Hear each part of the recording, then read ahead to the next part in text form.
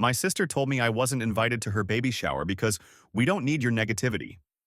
6 months later, she begged me to babysit so she could go to a wedding. I said yes, then canceled last minute. She missed the wedding. I'm Lily, 32, female, and I'm still shaking thinking about what just happened 6 months ago and what I finally did about it last week. I wasn't always the bitter sister. That's how they paint me now. But I used to be the one everyone called when their pipes burst, when they needed a ride at 3 a.m., when someone forgot the birthday cake.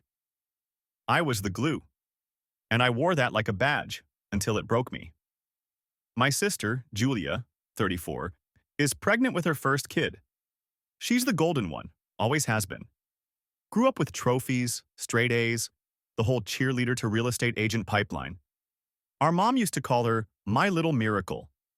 I was the stubborn one, the late bloomer, or if she was feeling spicy, the liability. Julia's husband, Eric, 36, is a cardboard cutout of a man. Nice enough, but hollow. Thinks sarcasm is disrespect. Once called me too intense because I said his fantasy football league sounded like a cult. So, safe to say we don't vibe. Still, I thought I was part of this baby journey. I brought the first baby blanket. I drove her to her second ultrasound. I was at her damn gender reveal party, which was nauseatingly pink-themed, even though I heard her privately say she wanted a boy.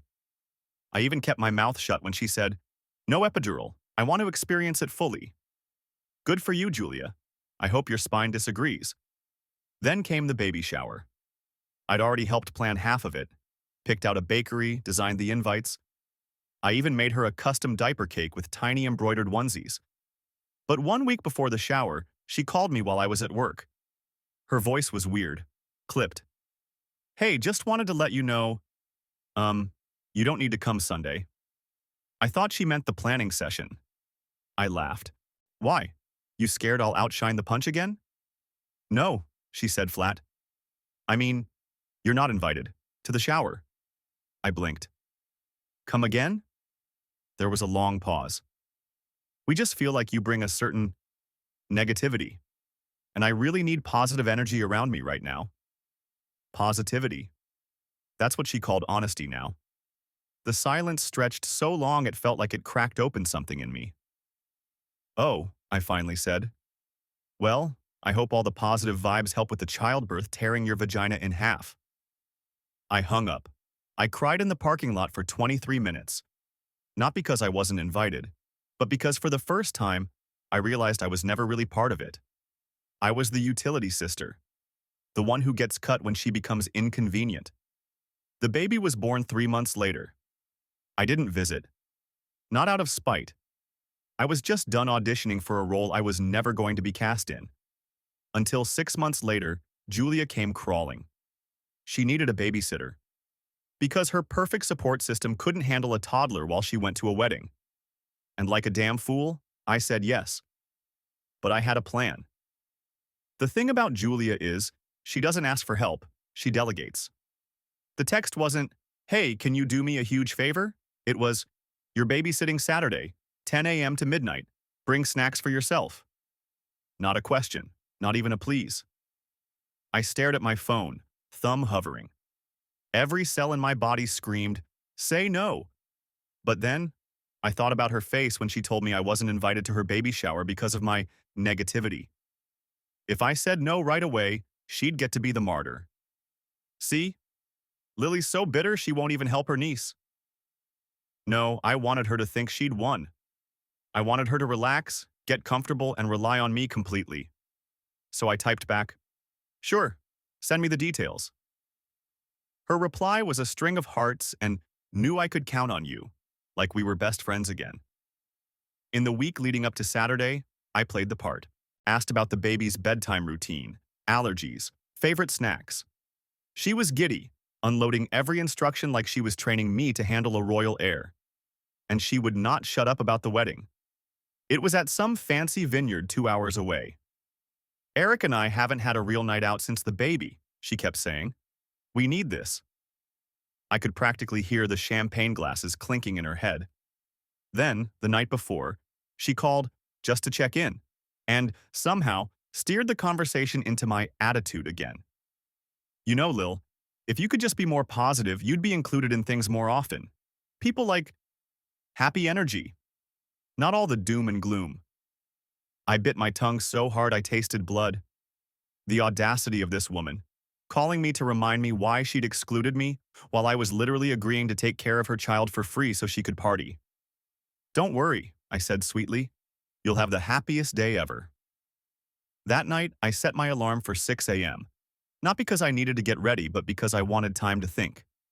I sat at my kitchen table, staring at my coffee, remembering every tiny humiliation from the past year. Every time she'd cut me out, every sideways comment about my life, every time I'd been told I was too much or not enough. And then I thought about the moment she'd get the text. The exact expression that would crawl over her face when she realized her reliable little sister had just pulled the rug out from under her. It had to be timed perfectly, late enough that she couldn't find a backup, early enough that she'd still make the connection. This was deliberate. I spent the whole morning calm, almost serene. At 9:45 a.m., 15 minutes before I was supposed to show up, I picked up my phone and typed, "Something came up. I can't babysit today. Sorry." I hit send. Then I turned my phone off. I had no idea then just how far she was about to spiral. Don't forget to subscribe. When I tell you the fallout was instant, I mean it. I turned my phone back on around 6 p.m., mostly out of curiosity. I was half expecting a couple of angry texts and maybe a guilt-tripping voicemail.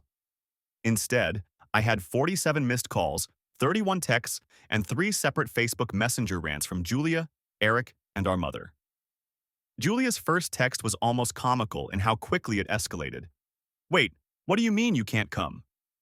Are you serious right now? We are already halfway to the venue. Lily, this is literally the most selfish thing you've ever done. I can't believe you would ruin this for me." By the time I got to the voicemails, her voice had gone from icy to outright unhinged. "You think you're teaching me a lesson? You think this is funny?" I had to turn around. "I'm driving home in my dress, Lily. I hope you're happy. I hope you rot." Apparently, she'd been counting on her mother-in-law as a backup, except the woman was on a cruise. And Eric's best friend's wife didn't do babies. Translation: they didn't want to cancel their plans to rescue Julia from mine. The last voicemail wasn't even Julia. It was Eric. His version was somehow worse because he tried to keep his calm man voice, but you could hear it cracking. "You really screwed us over. Julia's crying in the car right now. Do you enjoy making people miserable? Because that's what you do. Every time." The Facebook rants were the cherry on top. Mom opened with, "This isn't about you, Lily. It's about family. You don't punish people by using their children as pawns. That's disgusting." Mind you, this is the same woman who, 6 months earlier, had said she understood Julia's decision to leave me out of the baby shower because sometimes your energy is hard to be around. And there it was. My whole family painting me as the villain because I didn't throw myself under the bus this one time. But here's the part that made me sit back and actually laugh. Full, ugly laugh. At the end of Julia's last voicemail, right before she hung up, she muttered to someone, probably Eric, "I told you we couldn't rely on her." That was it. That was the core of everything. Not "she won't help me." Not "I'm shocked she canceled." Just a confirmation of the story she'd been telling herself, and everyone else for years. That I'm unreliable, bitter, and selfish. But now, for once, it was true. On purpose. And God, it felt good. Thing was, I didn't know Julia would take it further than I ever imagined. Apparently, Julia wasn't content with just calling me a selfish witch in the family group chat, which, yes, I'm still in for the sheer entertainment value. By Sunday morning, she had turned my last-minute cancellation into a full-blown scandal. I woke up to 3 tags on Facebook, posts from her, Eric, and even Mom. All some variation of, "Some people will use your children to get revenge. It's disgusting and unforgivable. Toxic people don't belong in a baby's life." She didn't use my name, but she didn't need to. Half her friends already knew about the wedding because she'd been posting her outfit, her nails, her date night with my love all week. And now, the comment sections were on fire. Her best friend Kelsey chimed in, "Wow, Lily, new low." A coworker of hers I barely know. Some people just can't stand to see others happy. And the one that actually made me laugh? This is why you always hire a professional babysitter. Yeah, Kelsey, nothing says professional like a stranger in your house while your kid sleeps. By noon, my phone was vibrating every 30 seconds. Friends from high school asking what happened. My cousin texting me, "Dude, Julia is melting down on social. You need to look." So I did. There she was, in her floral dress and full makeup, sitting in the driver's seat with red, blotchy eyes. A selfie video. The kind of thing she does when she wants an audience for her misery. Sometimes you think you can count on family, she sniffled into the camera. But they just want to hurt you. I had to miss my best friend's wedding yesterday because my babysitter canceled 15 minutes before I left. My little girl missed out on a fun day with her aunt. All because someone wanted to be petty. That's when it hit me. She wasn't just mad I canceled. She was performing it. She was turning it into a martyr story she could milk for sympathy for weeks. It would have been almost impressive if I didn't know her so well. But then, she slipped. At the end of the video, thinking she'd stopped recording, she muttered, "Now maybe she'll see what happens when you cross me." It was subtle, half under her breath, but clear enough. And it stayed up for 7 hours before she realized and deleted it. By then, I'd saved it. Sent it to myself. Sent it to a few other people too. Because something shifted for me right then. This wasn't just about one petty cancellation. Julia wanted a war, and I was going to give her one. Update. Well, I didn't expect that many people to DM me after the first post. First of all, thank you to the dozens of strangers who sent me memes about positivity and good vibes only with captions like "me at my sister's baby shower" over a picture of a raccoon tipping over a trash can. I've been crying laughing for 2 days. Second, some of y'all are chaotic in the best way. My personal favorite comment was, "OP, please babysit next time, but teach the baby to say, 'Where were you for Auntie's baby shower?' every time she sees your sister." Tempting. But the overwhelming theme was, don't go nuclear, yet. Make it sweet. Make it stick. Here's the thing. Julia thinks she's in control of the narrative. She's banking on the fact that she got her version out first. That everyone who matters already sees me as the petty, negative sibling. But that little slip at the end of her video? The one where she basically admitted this was payback? That's my ace. I've shown it to exactly 3 people so far. Our cousin Maddie, who is Switzerland in all family drama. My best friend Kayla, who has hated Julia since she borrowed her sweater in 2009 and never returned it. And our mom. Why mom? Because she's a gossip grenade. If you pull the pin and hand her something explosive, she has to pass it on, usually to the exact wrong person. I sat down with her yesterday, all hurt and confused, and played the clip.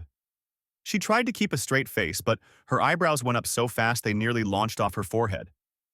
"Did she really post this?" Mom asked. "Yep," I said.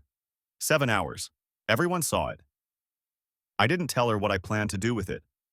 I didn't need to. I knew she'd tell Julia's mother-in-law before the day was out. And Julia's mother-in-law runs the same gossip circuit as half of Julia's clients. By dinner time, I had a text from Kayla. "Girl, your sister's meltdown is now being discussed at the nail salon." The seed was planted. I just had to water it. And in 2 weeks, I was going to pour a gallon on it, at the one place Julia would never expect me to show up. Julia and I hadn't been in the same room since the wedding incident, as I'd started calling it in my head. But I knew exactly where she'd be in 2 weeks, at her friend Amanda's Sip and See. For the uninitiated, it's basically a post-birth baby shower where everyone drinks mimosas and admires the newborn. Amanda had just had her second kid, and she and Julia were tight. Normally, I wouldn't touch that kind of event with a 10-foot pole. But then Maddie, my Switzerland cousin, casually mentioned it was open invite to Amanda's wider circle. Translation: if I showed up, technically no one could tell me to leave. So I hatched my plan. The goal wasn't to scream, cause a scene, or flip tables. I wanted Julia to feel cornered, and for everyone else to see exactly how she treated me, without me saying a single bad word.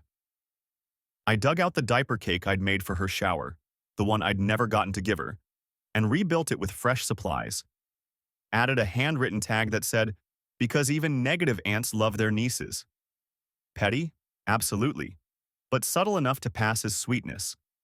The day of the sip and see, I put on the most aggressively cheerful dress I owned. A sunflower yellow wrap number that screamed good vibes only. I even brought a camera and offered to take photos for Amanda, which got me welcomed in immediately. Julia didn't see me at first. She was too busy holding Amanda's baby like she was auditioning for a Hallmark movie, soaking in the attention. When she finally spotted me across the room, her smile faltered. Just a flicker. But it was enough. "Lily," she said, all fake warmth as she approached. "Didn't expect to see you here." "Oh, I wouldn't miss it," I said, handing her the diaper cake. "You know me, always here for the big moments." She looked at the tag. Her nostrils flared. "You're unbelievable," she hissed under her breath. "Thanks," I whispered back. "So are you." And then I walked away, leaving her standing there holding the gift while two of Amanda's friends asked her what the negative thing meant. The rest of the afternoon, I was the picture of positivity. Took group shots, helped serve cake, cooed over the baby. Every time Julia walked into the same space, I smiled and said something sweet about her daughter loud enough for others to hear. By the end, she was twitchy. Couldn't relax. She wanted to snap. I could see it in the way her jaw kept tightening. But she couldn't do it without proving my point. And that was the beauty of it. She was stuck in a performance she couldn't sustain. But the real payoff didn't happen until the photos went up on Facebook the next day. Amanda posted a whole album from the Sip and See, 30-plus pictures of smiling guests, pastel decorations, and happy chaos. I was in 8 of them. In one, I'm laughing while holding Amanda's baby. In another, I'm serving cake to a table of women who look like they've just been told the best joke of their lives. There's even a candid of me crouching to hug Julia's daughter, who's beaming at me like I just handed her the moon. It was visual proof that I wasn't the toxic, negative aunt Julia had painted me to be. I looked like the definition of beloved family member. The comments started rolling in within an hour. "Lily, you're glowing. So glad to see you there. That picture of you and niece's name is precious. We need more aunts like you in the world." And then, the kicker. One of Amanda's friends, clearly oblivious to the drama, commented on the diaper cake photo. "Love the little tag. Inside joke?" Someone else replied before I could. "Oh, I heard Lily was left out of her sister's baby shower for being negative. Guess she proved them wrong. This is adorable." I nearly spit out my coffee. That was it. The match had been lit. Julia didn't comment on any of the photos. Not one. But I knew she saw them, because within 24 hours she posted a reminder on her own page about cutting out people who thrive on fake niceness and remembering why you set boundaries in the first place. It was the social media equivalent of screaming into a pillow. Kayla sent me a screenshot with a string of crying laugh emojis. "She's losing it," she wrote. "Also, everyone's starting to figure out she's the problem." And she was right. In the days that followed, the tone in the family group chat shifted. Maddie asked Julia point-blank why she'd said I was negative. Our aunt chimed in to say she thought Julia had maybe overreacted. The best part? Mom stopped defending her. Completely. I think the video slip I'd shown her had been rattling around in her head long enough to plant doubt. Julia's perfect little narrative was cracking, and she could feel it. So she did what she always does when control starts to slip. She went nuclear. And this time, it got physical. Update 2. I didn't think Julia would actually show up at my apartment, but apparently when she says she's coming over to talk, she means storm in like she's filming a Bravo reunion special. It was last Thursday night. I'd just gotten out of the shower, hair wrapped in a towel, when there's this aggressive pounding on my door. Not a polite knock, more like she was trying to break it down. I peeked through the peephole, saw her floral tote swinging at her side, and muttered, "Oh, here we go." I barely had the door open before she shoved her way in. "No, hi, no, can we talk? Just, you need to stop trying to make me look bad." I stood there dripping water onto the floor while she launched into a rant about the photos, the diaper cake tag, the comments on Amanda's post. She accused me of weaponizing fake niceness, and tricking people into thinking you're the better sister. Then she started pacing, getting louder, and at one point she knocked over the little succulent planter I keep by the window. Dirt everywhere. Didn't even acknowledge it. I told her calmly, Julia, you're the one who told people I wasn't invited to your shower because I'm negative. I'm just existing. If that makes you look bad, maybe that's on you. She lost it. I'm the victim here, she shouted. You humiliated me at Amanda's. You're turning the family against me, and now people are asking questions that have nothing to do with them. Her face was red, eyes glassy. She was shaking with it, and here's where I might have gone a little too far. I said, well, maybe if you didn't lie about me, you wouldn't have to do damage control. She froze for half a second, then slapped the diaper cake tag, which I'd kept on my bookshelf because I thought it was funny, right off the shelf. It fluttered to the floor like a little yellow flag of surrender. You're toxic, Lily, she spat, and you'll die alone. Then she turned and slammed the door so hard one of my picture frames fell. I should have been shaken. I should have been angry. Instead, I laughed. Because all that screaming, that desperation, it told me one thing. She knows she's losing. And I'm not even done yet. After Julia's little one-woman demolition derby in my apartment, I figured she'd simmer down, maybe ghost me for a few weeks, lick her wounds. I underestimated her capacity for public self-destruction. 3 days later, I got a text from Maddie. Your sister is unraveling at Kay's birthday brunch. You might want to check Insta. I opened the app and sure enough, there was a live video from Kay's feed. Kay being one of Julia's old college friends, the kind who loves drama if she's not the one in it. The video starts mid-chaos. Julia's at the end of a long table at some trendy brunch spot, mimosa in hand, hair falling out of her updo. She's leaning forward, voice raised over the clatter of plates. She sabotaged me, my own sister, and now everyone's acting like she's some sweet little angel when she's been poisoning people against me for months. Someone, off camera, asks, what did she actually do? Julia slams her drink down so hard orange juice splashes onto the table.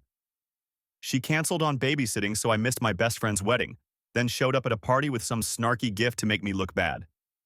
Kay interrupts. So, she gave a baby gift? The camera shakes a little as someone snorts. Yeah, sounds real evil. Julia's voice goes shrill. You don't get it. She's manipulative. She's been fake nice to everyone so they'll take her side. And that's when Kay pans the camera toward herself and says into the mic, okay, now I'm starting to think your sister's just better at this than you. The comments were brutal. This is embarrassing, girl. Is she really melting down over a diaper cake? Maybe stop inviting your whole brunch to your family therapy session. The video stayed up for a solid 18 hours before Kay must have realized she'd just fed Julia to the wolves. But by then, it had been clipped, shared, and dissected in multiple group chats, including the family one. Maddie dropped the link in there with, so, does this count as positivity?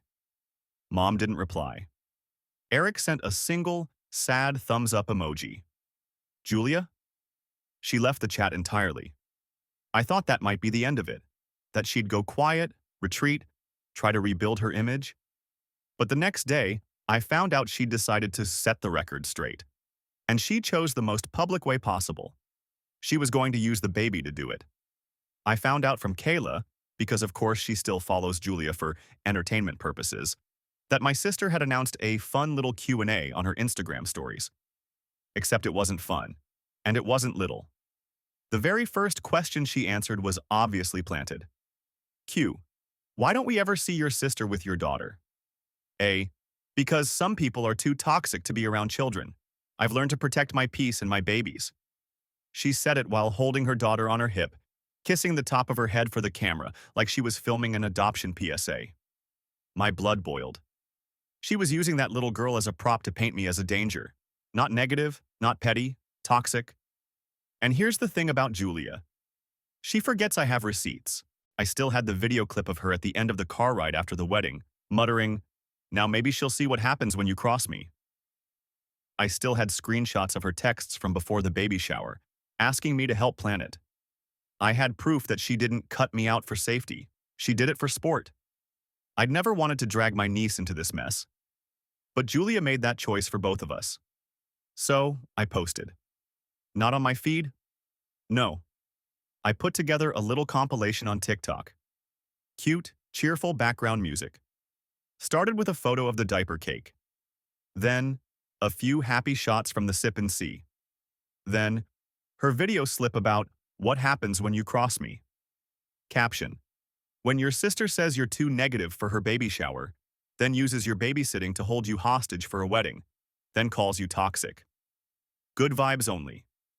I didn't tag her. I didn't have to. Kayla shared it. Maddie shared it. Someone from Amanda's friend group commented, "OMG, is this about?" and dropped her handle. By midnight, Julia's DMs were apparently full of people asking why she'd lie about her own sister.